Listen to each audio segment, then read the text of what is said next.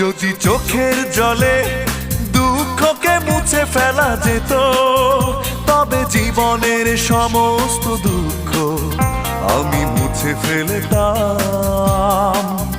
যদি চোখের জলে দুঃখকে মুছে ফেলা যেত, তবে জীবনের সমস্ত দুঃখ আমি মুছে ফেলতাম।